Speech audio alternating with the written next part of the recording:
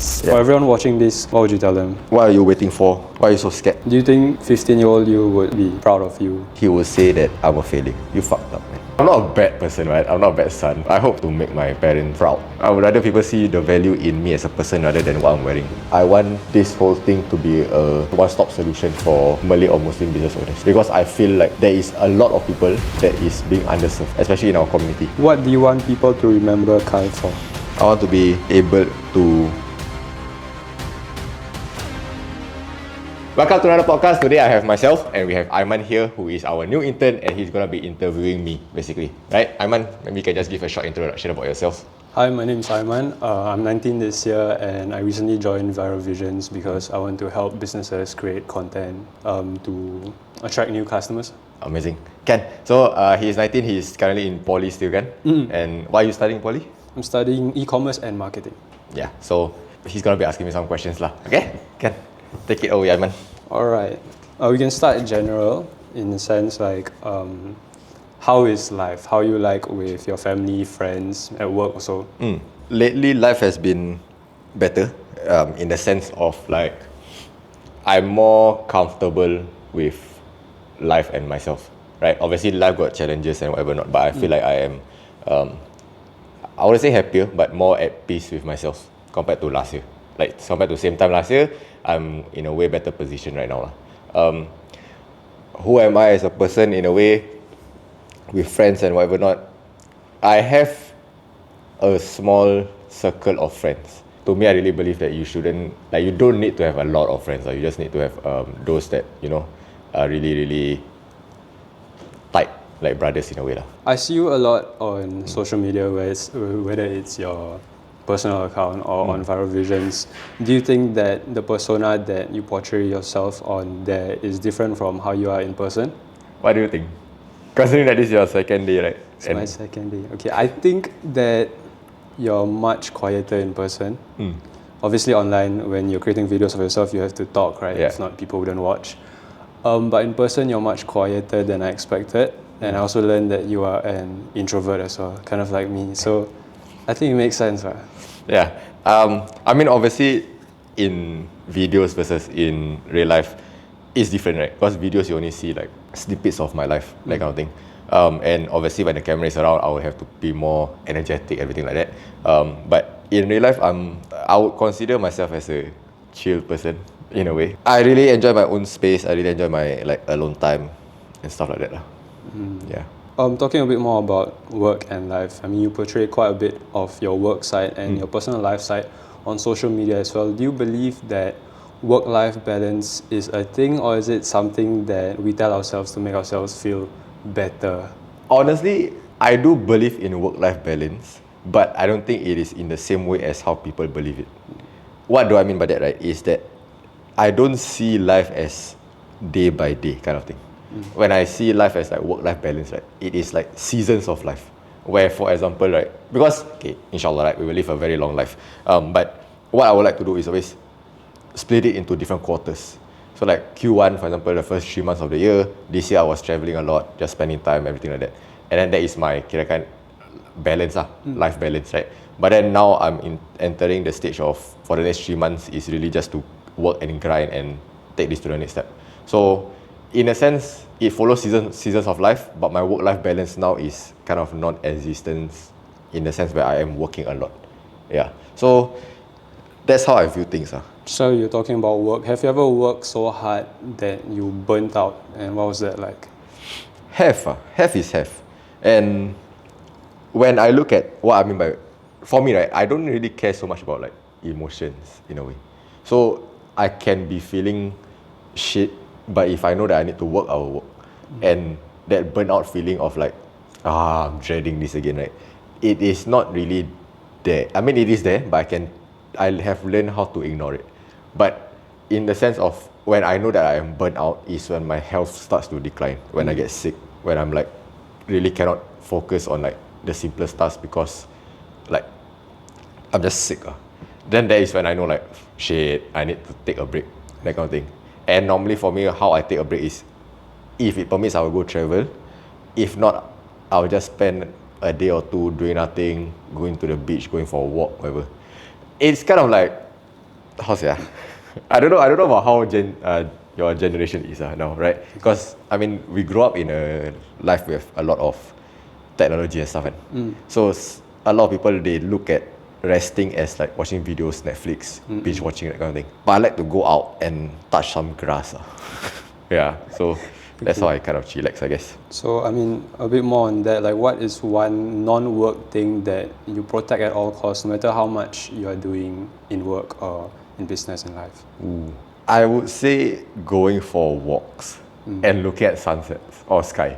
Okay. It's kind of gay, but I like to do that. Where if even like no matter how busy I am in life, right, I will always like try to spend maybe 20 minutes or like just sometimes can go as long as 1-2 hours of just sitting and like looking at the sky and like relaxing. So if you see we have a balcony outside, right? It's been raining the past few days, which is, I wouldn't say annoying, but it's been raining. But normally after like 5 o'clock, I will just sit there and like look at the sunset and look at the sky. That is like my, I guess, recharge thing. Yeah. And I want to know, when you're looking out at the sky, when you're enjoying the scenery, right, are you thinking or are you just like purely enjoying the sight? Both. Sometimes I will have a lot in my mind, right, that I will sit outside and just think, and like normally the ideas will come in and stuff like that, and then I will like have my journal outside also to write things down. But sometimes also it's just like literally blanking out. Yeah. And I feel like some people will think like this is a waste of time, which at the start, before I started doing this, I agree with that. Yeah, but now I realize it is very important to be able to learn how to do nothing and be able to sit down with just your thoughts. Yeah, because realistically, if you look at it, right, in life, right, you have a lot of time that you are with people, and you also have a lot of time that you're alone.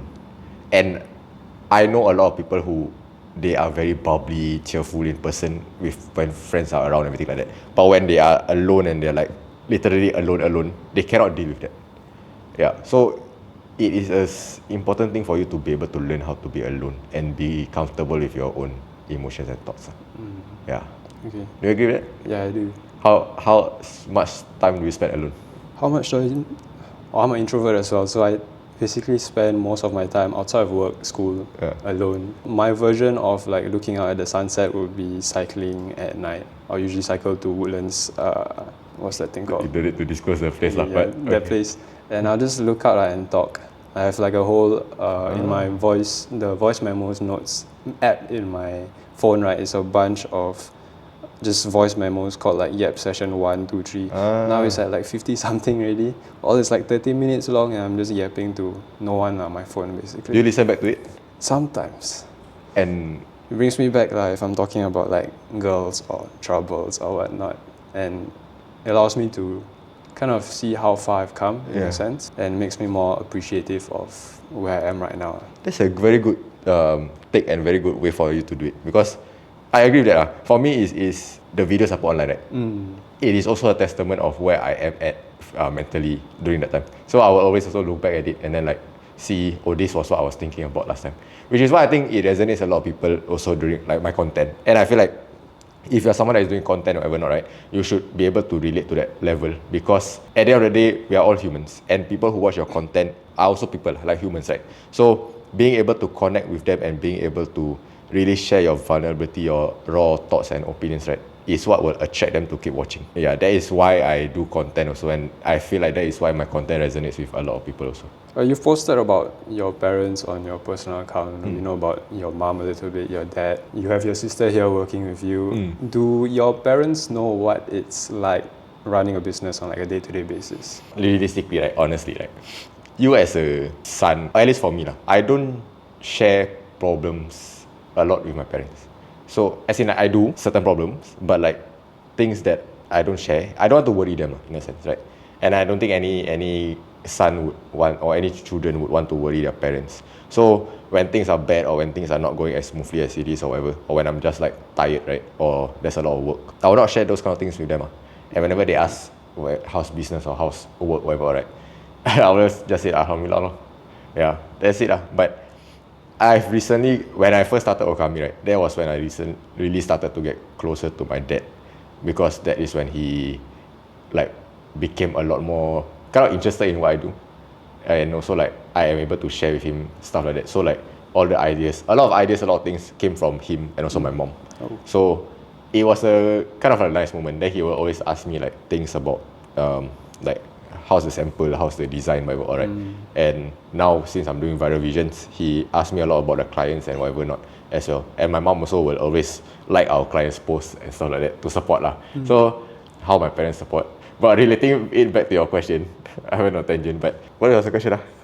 Do you think your parents understand like what it is you do on a day-to-day basis to run a business? I don't think they understand fully, but they just know that I run a business and I am busy and like not at home most of the time. That's it. I mean, it's nice to hear that your parents are supporting you, whether it's like liking your clients' reels or asking you how it is. It's quite a huge difference from how you started, right, when you dropped out of uni. A bit of a personal question, but do you think they are proud of you now? Oof. I would say so. I hope so. I hope so. But I think, I mean, I'm not a bad person, right? I'm not a bad son. And I don't think it takes a lot to make my parents proud. So I think it is. They are. Yeah. I mean, I've never really asked them straight up, like, are you proud of me? That kind of thing. But I would assume from the actions that they do, they are. The little things. Yeah. Okay. On that note also, if you could go back to the day you dropped out of uni and tell your younger self something, what would it be? I don't regret it. And I guess if I were to tell my younger self, right, I'll tell him, you should have done it sooner. Yeah. But that's how it is.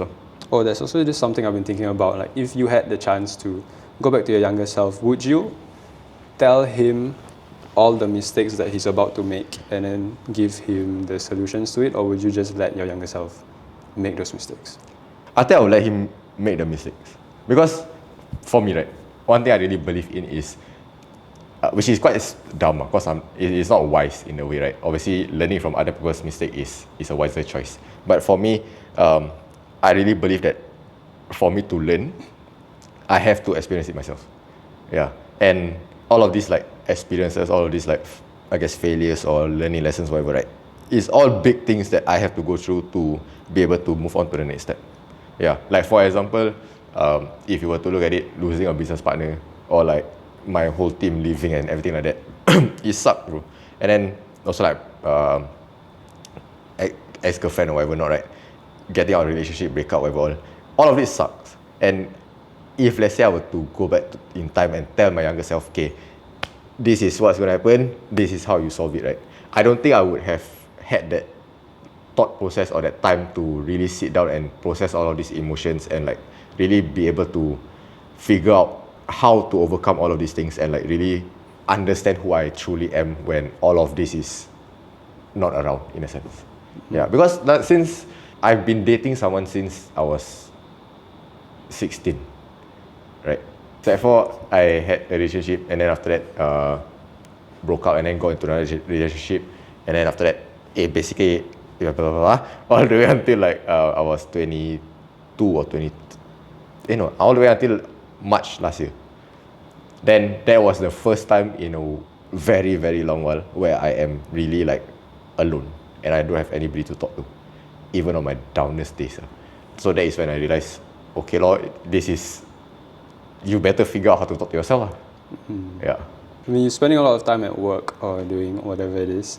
Have you ever sacrificed time with your family and do you regret it? Last time I used to sacrifice a lot for work. And I still feel like I still do. For example, I've been sleeping in office a lot. So sometimes I like, obviously it sucks, right?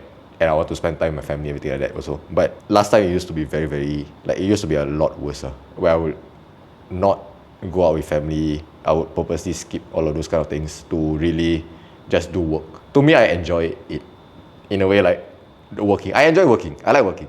I'm a workaholic in a way.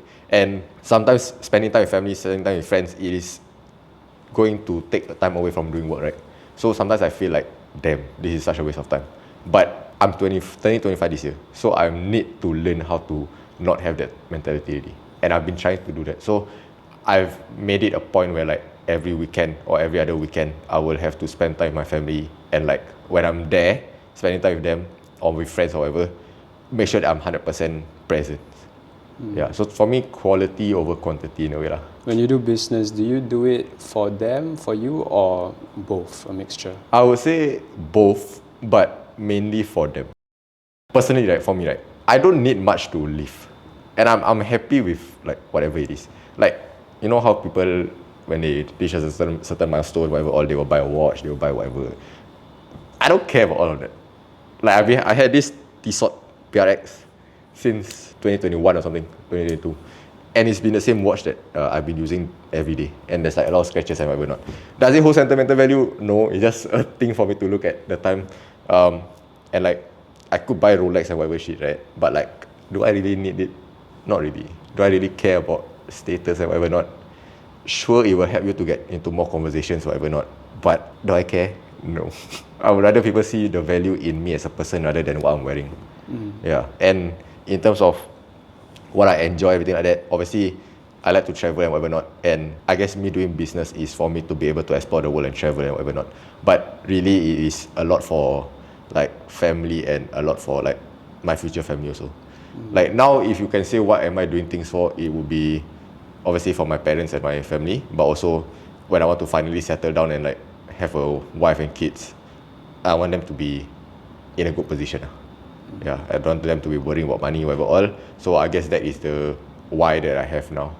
One last question about your family.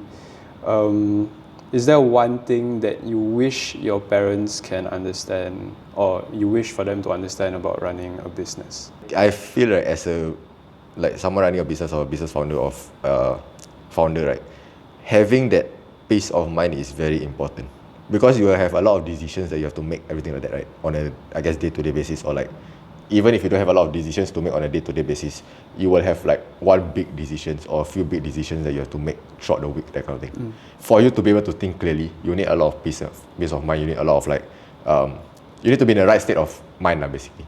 And I'm still trying to figure that out. But I would say that me going home sometimes and like saying things, obviously there'll be fights and whatever not, right? It's normal, right? But having that macam like you go home and then it's like things are noisy, things are like arguing and stuff like that, it makes me not have that peace of mind.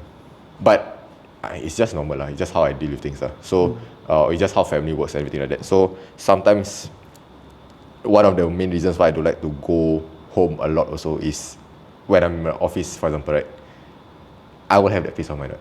After you all go home at 6 p.m, 7 p.m, there'll be nobody here. And I can have that luxury of just sitting down and like having that peace of mind. Yeah, which I think also is important, I guess, when I'm trying to find a partner in the future, right? I guess peace of mind when I come home is quite important for me. Okay, wait, out of context, is it legal to stay in your office? I don't know, sir. But I think it is. My working hours 24 hours. Shit, I don't know. Earlier you mentioned that you have a very small friend group, so obviously your selection criteria is quite strict. How do you choose who you choose to be friends with? Okay, let's clear up first. Small friend group, right? What's the definition of small friend group? Me personally, I have 5 friends. Okay. At most. Middle friend group lah. Okay. I have different groups of friends, right? Some is like I have a group of friends of like if you see like Rizkin, Imran, Hairul, Umar, all right. Those are like business friends. Not saying that I befriend them only for business, right? But they are like people who I know I can talk business about, grow content, whatever, all with them. Then I have other groups of friends who are like my secondary school friends, my JC friends, who are essentially, they are there for me to have fun and to enjoy about life. So whenever I meet them, it's always like very good, like hoo-ha-ha, hee-hee-ha-ha kind of thing. Like just enjoying time, right? But for me, the criteria that I have, right, is really, I don't like negative people around me. And I don't like drama and whatever not around me. Like, miss me with that BS, I guess. But like, if you are someone that is negative, you are someone that is constantly like talking shit about people, someone that constantly like gossips and stuff like that, I would most likely not be friends with you. Yeah, and if you're like, whenever I meet with you, you will always talk bad about people. You always, I don't share my goals to a lot of people, right? But if I were to share things about like my business or things about what my life is, and then you like shut me down for it, everything like that, and like you talk negatively and stuff. Bye lor. Like that lah. Yeah. You? I don't think I've ever sat down and like wrote down things that I look for in a friend. When it comes to making friends, for me, it's more of over time. If I find myself keep going back to them, I think intuitively, instinctively, I can trust them as a long-term friend. Right now, my friend groups just comprise of my secondary school friends, which is about like 4, and then poly friends, which is another 3 or 4. These are people that over time, secondary school is like 4 years, now it's 3 years after secondary school. 7 years of friendship, and I still find myself like texting them in the group chat, hey, can we meet up soon? So I guess I kind of know that these are going to be somewhat lifelong friends, people that I will cherish for a long time, basically. Yeah. But hard, like, criteria, I don't think I have any. Yeah. I mean, I didn't spend time writing it down also, but like, I think you can kind of tell when you meet someone, right? Then you're like, yeah. Like, I feel like you can vibe and whatever, you can tell, yeah. But, yeah. Have you ever cut someone off intentionally because of where you wanted to go? I have, and it was basically, the person was just, to me, doesn't serve me as a friend also. Like, in a way where like it's a thing where like you spend a lot of time together during like one phase of your life, and then normally you stay as friends, whatever not. But as you grow older, obviously your direction in life, who you are, your mindset, your mentality, everything will change, right? And I felt like this person hasn't grown, and every time that I meet the person, they will just kind of like hold me back in a sense. So I find myself dreading to meet the person whenever we want to lepak or whatever. So then I was like, okay lah, never mind. Slowly I start to neglect, slowly I start to say no until he finally get the ideas, I guess. What's your take on starting a business with a friend? Depends. I cannot overgeneralize it, right? But yeah, from my experience trying to start a business with friends, it will either lead to friendship being broken, or it will lead to nothing moving, or it will lead to something amazing. Yeah, I mean, yeah lah. But like, very rare do I see it going to something amazing. Yeah, but I'm not saying that it's not possible. If you and your friend both have like the same mindset, the same drive, which is rare, then also like both of y'all have the same, both of y'all know exactly what your role in the company or in the business is, then it can do it. So if let's say you want to start a business with a friend, right, I think it is needed for you to sit down with them and really have that hard conversation of, okay, this is what we're going to be doing, this is your role, this is my role, this is how we navigate things, this is how, when let's say we are arguing, this is how we should be talking things out. Friends, but business. When we need to have hard conversations, we need to be able to have hard conversations. Yeah. So like, for example, sometimes last time when I had my business partner, we kind of made it clear where it's like, okay, we're gonna have this, if let's say we disagree on something, we're gonna have this conversation, it might go sour, whatever all, by the end of the day, we know that it's heading towards the right direction, is what we want to work towards. So whatever harsh feelings, whatever all, put it there, when we go out of the room or whatever, is as if like nothing happened. Don't bring it too hard, don't take it too hard, that kind of thing. If there's anyone watching this podcast who is thinking of starting a business with a friend, do you think it's better for two people to be opposites or very similar? Because there's the saying that opposites attract. Yeah. You know, if I'm good at A and then you're good at B, we can bring together and we're good at A, B. Or do you think that the two people have to be very, very similar in terms of mindset, skills and whatnot for the business to succeed? In terms of skill set, I feel like it's good for you to be opposite. So like say for example, right, this guy is good in operations or whatever not, then this guy is good at like marketing and like finance or whatever not, then it will make sense for you to come together. But if let's say both of you have the same kind of like skill set, right, then why have both also in the first place? Yeah. But having that same kind of like mindset or whatever not, I feel like just having the same kind of vision or direction as to where you want your life to be and where you want the business to be, that is I think the most important thing. Yeah. Other things all can pick up and can learn throughout the things. Right? Let's say this guy is good at operations, but he's not good at finance. And then this guy is good at like marketing and good at basically sales or whatever not. You can ask this guy to learn how to do finance, right? Or just hire someone. and then it will be like both of y'all growing, stuff like that. You previously mentioned on a video, you mentioned someone, a girl, who inspired you quite a bit. Damn. Okay. And would you like to like updates? Personal, but as in what I mean. Okay, I think I can. I don't have to go into much detail about it, but I will talk about I guess why that person inspired me, or like what is the whole idea here. Tangent a bit, just I guess so that people get to know me a bit better also. Tell me if I riak or whatever. Tell me if I step gila nak mampus ke apa. Okay, but I feel like no lah, 19 already, 19 not young, right? You girlfriend right? No. What do you look for in a woman? Well, faith is obviously number one. Okay. Drive. Like what you mentioned, like, they must be positive. They cannot be back talking, shit talking people, gossiping.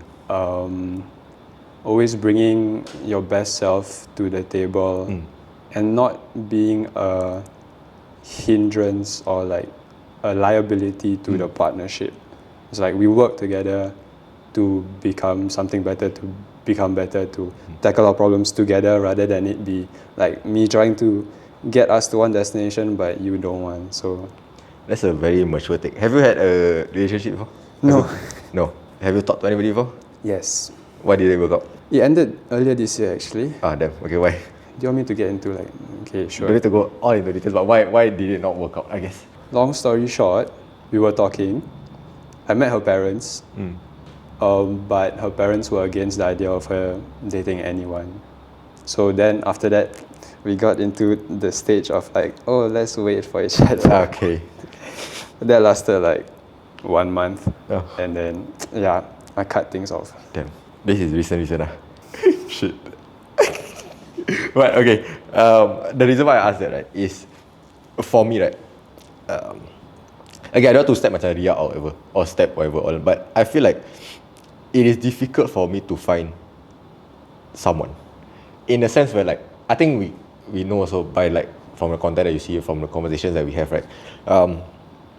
I like to think a lot, and I wouldn't say that I'm very intellectual, but like I can have that fair share of conversation, that deep talks, that random ass conversation, going in depth about topics and whatever not. Because I like to learn, right? And for me, obviously, looks is looks, pretty is pretty, right? Obviously, I will need to be attracted to the person, right? But I want to be able to have that deep ass conversation and like talk about anything under the moon, and like I want that person to be something that is very like someone who has their own dreams and passions, and also like someone that is has their own interests and quirks, in a way, right? Since I broke up last year, right, I told myself and I promised my dad not to go into any like talk to anyone, talk to any relationship, go into any like talking phases or whatever with people. Obviously, I didn't manage to do that all the way lah, right? Still talk to some people here and there, but nobody kind of really made me interested in them. I feel like, again, not to step, but I feel like they're all very shallow. Might be a bad thing to say, but like that's just my take. And then recently I met this lady who I thought was very, very interesting, and she is. So that's when I created a video, right, where I was like, after I talked to her, I was like really in awe, in a way where like, damn, I think I might find someone that can layan my thoughts and layan whatever nonsense I was talking about. I guess right person, wrong time, in a way. Yeah, so it is what it is, right? But I guess one thing that I want to share with people is that it took me a lot of courage to finally accept someone else again, like open up to someone, because I don't think it's easy for you to open up to someone, right? Yeah, and then I feel like I spent 1 whole year trying to learn myself, and then when I found someone and I was able to be comfortable enough to open up again, it wasn't just like the person was still like facing some shit. So I felt like it was not fair for me that I spent 1 whole year learning how to cope with it myself versus someone who is just like haven't learned everything like that, haven't become like comfortable in their own skin. Then I just thought that it wasn't fair. So that was why we stopped talking. Why did I go into that? I also don't know, but yeah, that is that. Essentially, going back to the point of your question, how is it going? Nothing is going. Okay, but one lesson that I feel people can take also is the whole idea of being courageous enough and being brave enough to just do things. Because when I was opening up to the person already, I was like kind of still scared and kind of reserved.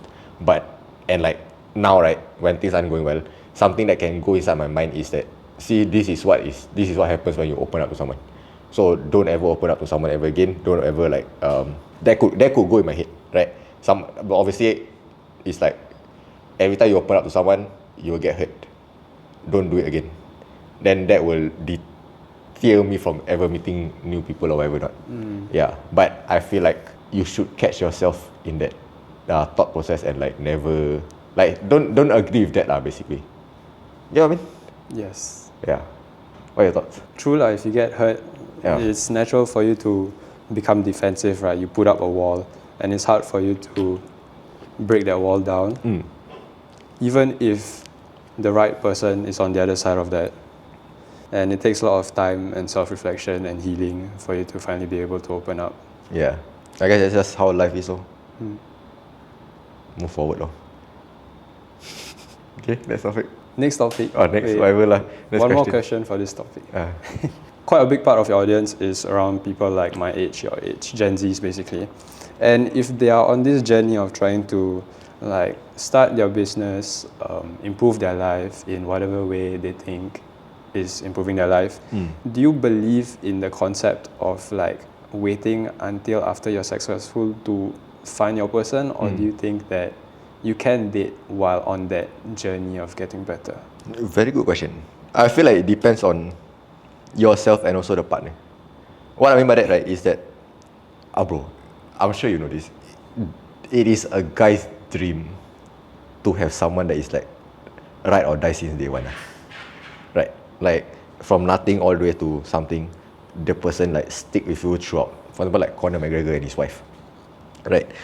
That is a guy's dream, I feel. But, and I'm not trying to blame women or whatever not, right? Because, it's not their fault. But it is very difficult for you to find someone like that. And it is extremely rare and difficult for, let's say you're a woman also, for a guy, but if let's say you're a guy for a woman, to be able to stick with you throughout the thick and thin, to really, really like stay with you throughout, even when you're on your down days, even when you don't give them attention because you're working so hard, so busy working, that like even after you work and like you finally have time to rest, then she wants to talk to you, you're like damn tired already. It takes a lot and it takes a toll on the woman as well, right? So unless that person is really, really like ride or die with you, I find it very difficult for you to grow and try to strive for whatever that you want to strive for, or like work towards whatever that you want when you are dating someone. Obviously, I'm overgeneralizing thing. Obviously, it's like based on case-to-case basis. But from my experience, from talking to people, from my friends, whatever not, I find it really, really, really difficult for a relationship to work out when you're trying to build. Yeah. But again, this is from my past experience also. Having that someone that really believes in you and like really will want you to do the best and like will motivate you even on your downest day, right? That is the best thing that you could ever have, I feel. Okay. We can move on to another topic. When was the last time you admitted that you were wrong? Yesterday? Yesterday? Context is basically yesterday I had a meeting with like one-on-one meeting with with Nisa and Shafla, right? And I think lately, because there was a lot of like restructuring of the team and like firing people, hiring new ones, everything like that, right? I didn't really talk to them a lot before making the decision, right? And things happen. But we sat down, we talked about it. Although we might argue, we talked about it, and then after that, I admitted that I was wrong. I saw yesterday.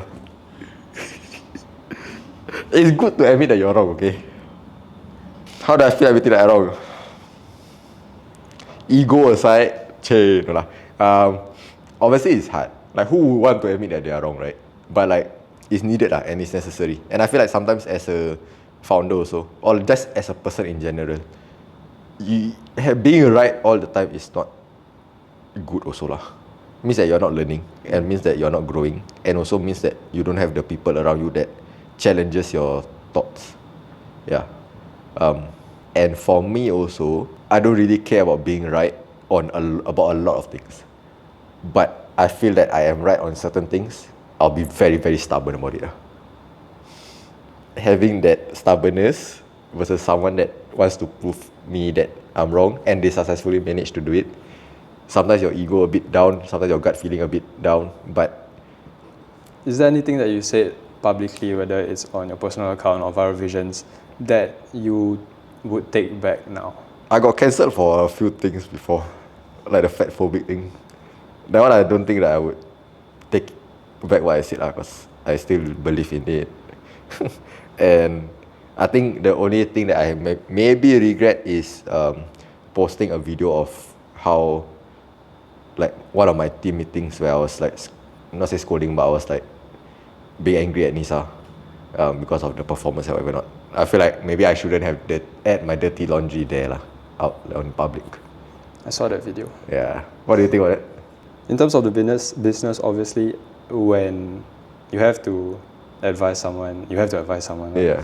But I thought that posting it was a bit brave. I got scolded by my mentor also for that. He was like, "Why the hell you posted that?" I was like, "Yeah, let me take it down." So I took it down. On Viral Visions and Okami, do you think you see yourself where you are right now 10 years ago, at 15 years old? No when I was 15, I wanted to be a doctor, Set 3, right? Yeah. I was just studying very, very hard to want to be a doctor. Yeah, and it was like a dream that I guess my grandfather, my atuk, my mom put on me, and my dad also. But it was like, you know, like when you're young, whose parents would say go be a business owner? Unless the parents is obviously a business owner also. But my parents aren't. My parents are basically working class adults, right? So they will obviously say like the right path is go get a good grade, go into good school, go get a good job, become a doctor, then you'll be fine. Which I guess in hindsight it is lah, right? Like, yeah. But I do have a few doctor friends that are in that path, and like some of them kind of regret it, but they have no other choice because they really spend so much time learning and whatever not, and now they are tied into a bond and stuff like that, right? So they are dreading to go to work every day, that kind of thing. And it is everyone has their own battles, but for me, I did not see myself actually starting a business. I don't think I even know what like this whole idea of entrepreneurship or whatever was when I was 15. Yeah, it was when I got my A-level results and I realized that, oh shit, I'm not good enough to be a doctor. Then I'm like, oh crap, now what? That was when I started to think about like business and what I actually wanted to do in life. Do you think becoming a doctor was your dream or your parents' dream for you? Parents. But I didn't know what to do. So the first thing that they say, be a doctor, be a lawyer. And I said, okay lah. That seems like a good goal. Realistically, right, if someone who is like 16, 17, 18, 19, and then they feel lost in life, right, bro, relax. Like, it is fine. Because you are not, I will look at it, right, all of this whole idea of, which I think is why the education system is kind of messed up. Because it's like, when you go into secondary school, then you have to pick a course that you want to do with all. Then when you go to JC also, you have to pick the subjects, everything like that. What if you take science subject but actually you like arts, right? And when you go to uni also, for guys, at least you have a bit more time in terms of doing NS for you to be able to think through things. But for girls, for ladies, they don't have that. So after JC or after poly, they will straight away go into uni, right? Then they will take up a course that their friends might take up, or they will take up a course that people recommend, or what they think will give the best paying job. But then they will hate it, and then after that, like year 1, year 2, they like, I can't do this anymore, so they change course, or like they drop out and whatever not. So it's like, for me, it is okay and it is good to just take a gap year, travel around, if you have the ability to travel around, figure out what you actually want to do, whatever not, and really just like sit down alone and think about what is it that you want to do. Yeah. Which also why if someone knows what they want to do in life, I kind of respect that a lot. Do you think 15-year-old you would look at you now and be like, hey, well, you're not a doctor? Or would he be proud of you for choosing a different path? I would say he would be asking me, why aren't you a doctor? And he would say that I'm a failure. Because I know that the younger version of me is like, to me, like that was the one thing that I was working towards. So considering that, hey, you didn't make it, he'll be like, yeah, you fucked up, man. He would do that. Yeah. Damn. Yeah. Can you walk us through what your vision for Viral Vision is in the next 5 years? I know that you want to be the go-to business agency for Malay Muslim business owners in Singapore. But if you could tell us from the start of the day to the end of the day, what would your day look like? Would you still be here? Would you still have this number of people? Would you have like a bigger office? To be very honest, right, I don't know. What that means is with AI and whatever not, right, the world is changing rapidly, and especially in marketing industry niche, right, I would like to think that our days are numbered, in a sense, for a company. So the thing that I've been working on a lot, especially the past 1-2 weeks, actually the past month or two actually, was really thinking about what is the pivot that I want to work towards. And not gonna lie, it's been taking a toll on me in terms of like my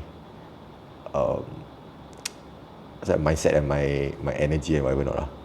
Yeah.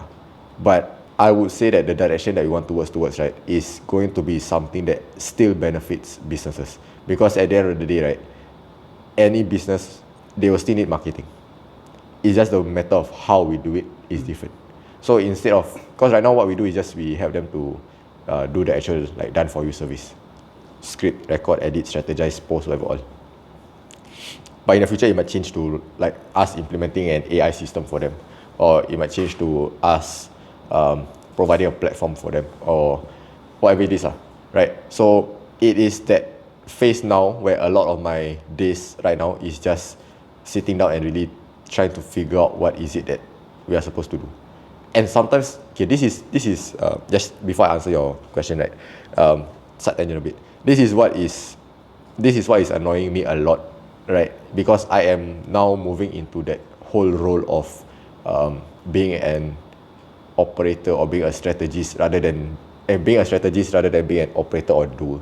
Like now I have to think, and the money that I make now comes from how well I think, versus last time is how well I can do my job, or how well I can provide the service for them.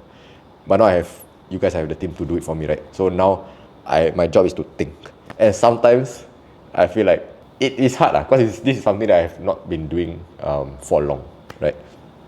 And sometimes it's like I will sit down and like really try to think and stuff like that, but nothing comes into my brain. So like a whole day can be me sitting and like trying to think or research or whatever, but at the end of the day I have no results or nothing to kind of like showcase for the whole day's worth of work.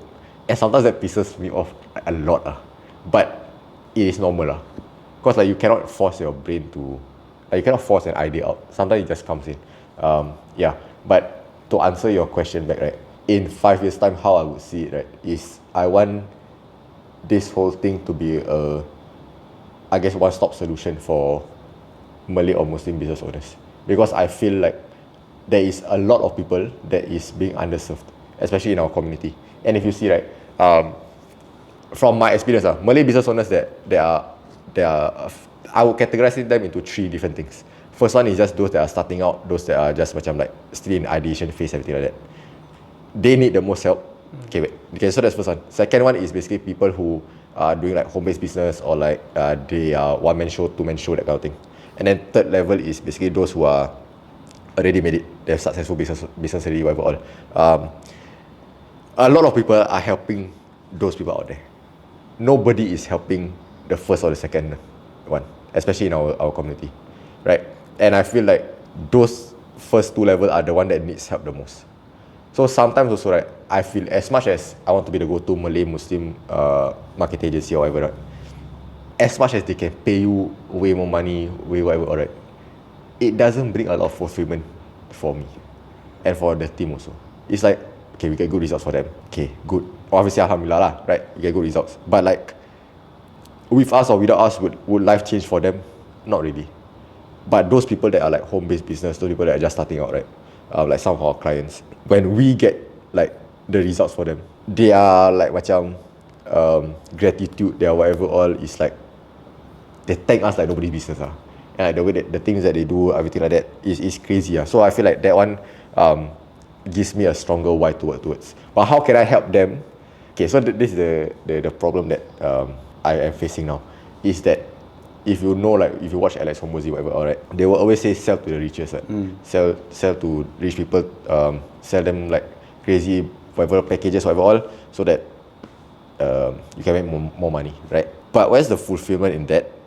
And in a way, if let's say I want to work on helping those level 1, level 2 people, right, I will need to play on a volume game. So I need to sell something that is, I guess, cheaper, but at a higher scale.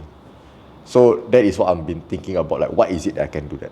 And I feel like it is going to be a lot easier also, because now with AI and whatever not, right, it is going to be a possibility, like it is going to be possible for us to help them at such a low cost and help so many people.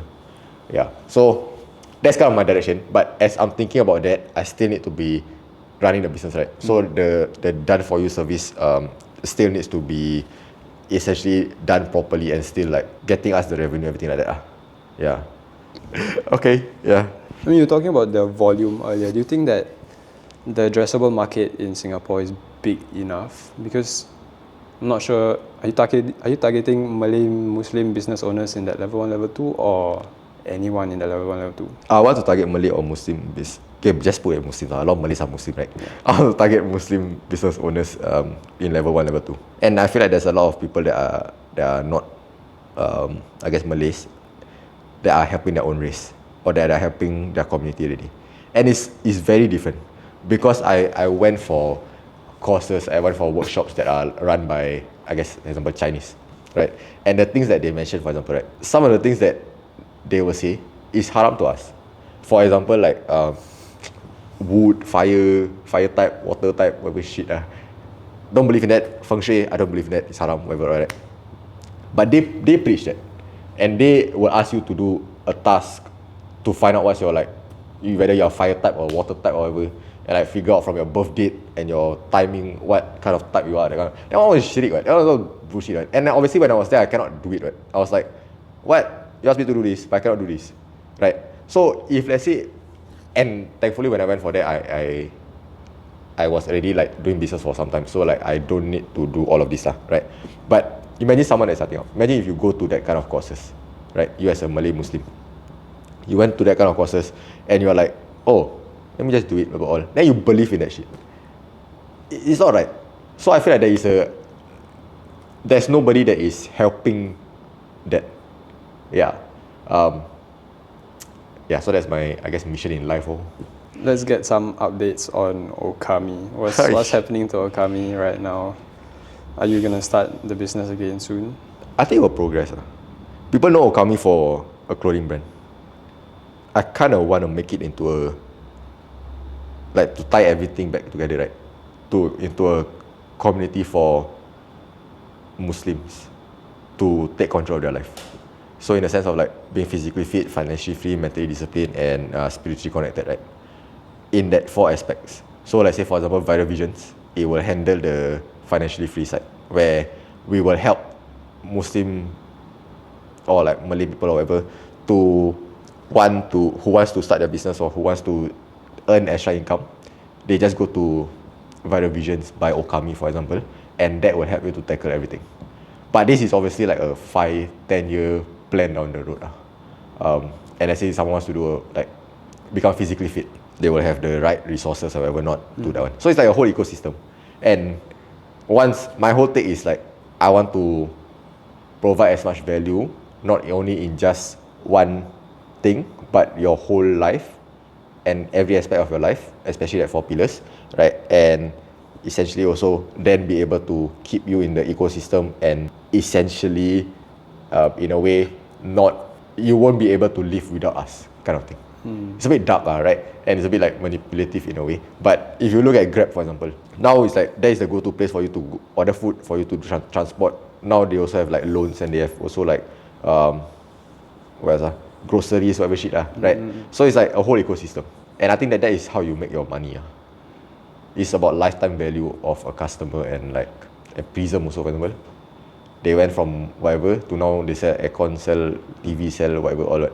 A bit curious, do you have a set age in mind that you want to retire? I don't think I would retire, but I would definitely change, because I like working, right? But I would definitely change my working hours. I would definitely change how I work on things and how I would structure my life. But obviously, like monetary wise, I want to be, I guess, semi-retired or like fully retired and just do whatever the hell I want. Aim big, 40 or 35. I want to be able to be there for my family, and when I start a family, and also obviously like my goal is to be able to wake up 6 a.m. blah blah blah all, then 7 a.m. to 1 p.m. is when I do work. The rest of the day I have my off day. But I think I will be bored soon and fast enough. But that's my goal. What is your take on using AI in business? How has it helped you? It's needed. Like if you tell me that no, AI is bullshit, or I'm not going to be using AI or whatever, I feel like it's merepek. Reason being is because it is literally something that can help you a lot, and it's way smarter than you. It has no emotions. It has the capability to do whatever. But I feel like how you should be doing it, right, is basically you should be breaking down your whole workflow and break it down into steps and see what AI can replicate. Instead of telling AI, I want you to do marketing for me, example, you should be making it in a way where it's like, okay, for you to be able to do marketing, what do you actually need? Research, ideation, strategy, scripting, recording, editing, posting. Realistically, what can AI do? Strategy, research, ideation. That what AI can do. Scripting, yes, AI might be able to do it, but obviously you need to feed it good scripts. Obviously you need to still tweak it, right? Recording, AI cannot do that unless you want to do AI footage, whatever all. You can right? Editing, AI can help out with that. Posting, AI can help out with that also. Analysis, AI can help out with that also, right? So when you look at it all this like this, right, step by step, then you can feel like, oh, actually AI can do a lot of things for me. So how can I structure it in a way where AI will help me to make, like, let's say 92% of the decision, and I will have to just put in that 8% of like judgment or taste, like, into it, that kind of thing. On that note, with AI doing so much of your business, do you think it has made you a better person or a lazier one? It's definitely made me a lazier person. In a sense where, bro, now also, example, agreement, contract, whatever, alright. It's just literally whenever we sign a client, I will use the mic feature. I call my AI Sam. Okay, I'll be like, hi Sam, help me to draft out a contract for this. Okay. And after it will just do it, invoice everything will do it, then they will just send it for me. It's a lot simpler, and it makes my life a lot lazier also. In a sense, for example, someone were to send in a brief or whatever, I'll just, hey Sam, can you read through all of this and analyze for me? And then they'll give me the answer. Another example, ideation. Hey Sam, help me to find all competitors or all reference account that I can refer to for this niche, for example. It makes your life so much easier. What AI tool you use, by the way? Claude. ChatGPT, Claude. Claude code, basically. Have you ever thought of replacing your team with AI? Oh, we've done it. Yeah, we went on a, I guess, firing spree, in a way, where we let go of a lot of our team members, and also they resign and whatever not. But mainly it is because whatever that they are doing can be replaced by AI. Not maybe to the fullest yet, right? And I might have, I guess, fired them prematurely, right? But I feel like, example, admin stuff. Our VA last time used to be the one that is doing the analysis, the checking, whatever not. Now AI can replace that. Yeah, and it's way cheaper also. So it's like, there's levels to it. Firstly, you hire, if you're a Singapore business, you hire admin or you hire Singaporeans, right? That one you have to pay CPF, have to whatever all. It's a lot of cost. Second is you hire remote workers, like VAs from Philippines, editors from whoever. And third is use AI. So like your cost just gets lower and lower, and the efficiency just gets better and better. So with that in mind also, as a person that is working, for example, or trying to find a job, I feel like the Singapore job market is going to be cooked. What advice do you have for those people? You should equip yourself with like AI, or you should start your own side hustle. But again, not everybody is cut out for business, right? But you should at least learn AI. So use that to your advantage rather than be annoyed at how life is, and rather be annoyed at how the situation of like, oh, AI is taking over my job, blah blah blah blah. That will put you in a losing factor already, like in a losing mentality. Instead of doing that, you cannot control the environment, right? Control what you can control, which is your own skills and whatever not. So go and learn how to use AI. Go to a business, go to someone, tell them, I can help you to do this, but I also have AI experience, whatever. You can just hire me, I will run the whole entire thing for you. Example, if you go to someone and says like, they need a marketing down, for example. Okay, maybe not marketing. Let's say they need a sales team, for example, right? And if you see sales, there will be appointment setters, and then there will be someone that basically close the leads and hop on the sales call, and then like someone that will process the contract, whatever, all yada yada, and do the onboarding. If you tell someone, right, if you tell a business owner, I'm gonna do sales for you, right? Not only sales call, I will do everything: appointment setting, sales, closing, contract, onboarding. I will set up such that my AI and I will do everything for you. You can fire everyone that you need, you just pay me. I'll be more than happy to do that, sir. Because you are helping someone that you are working more efficiently, and you are also doing it at a lower cost for them in general. For everyone watching this who has been thinking about starting their business but hasn't started yet, what would you tell them? What are you waiting for? Why are you so scared? It takes courage, definitely. But the time where you are trying to perfect something is when someone comes in and like take over the market already or whatever. And the reason why you're so scared is because you're not confident. And the reason why you're so scared is because you are scared of what if it fails, right? And it is okay to be scared, but you just need a bit of courage to do it. And courage to me boils down into two things. Number one is obviously trust in God, right? At the end of the day, if you have your faith in God, if you have you have belief in Him, right, and you believe that He is on your side, that confidence will come from Him. You cannot have self-confidence before you have confidence in God.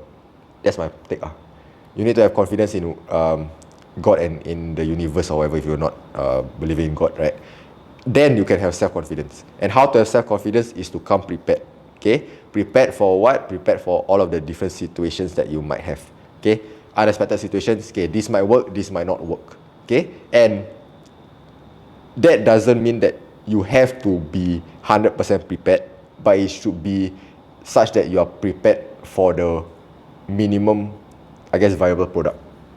In a way where like, okay, this is good enough already to actually provide someone with result or provide something to someone first. Then you will keep reiterating it and making it better and better as time goes by. You cannot compare your version 1 to someone's version 100 and expect to get to that version 100 without actually doing things first and without putting in the reps, basically. Okay, and finally, 10 years from now, what do you want people to remember Kai for? The guy that changed my life. I want to be able to, I guess, be an inspiration to a few people, or the more the better, and help them in life. Okay, that's about it for today. Thank you so much, Iman, for hosting and asking me the questions. Hope you guys enjoy. We are going to be doing a lot more podcasts, and we're going to be inviting more founders and stuff like that as well. And subscribe.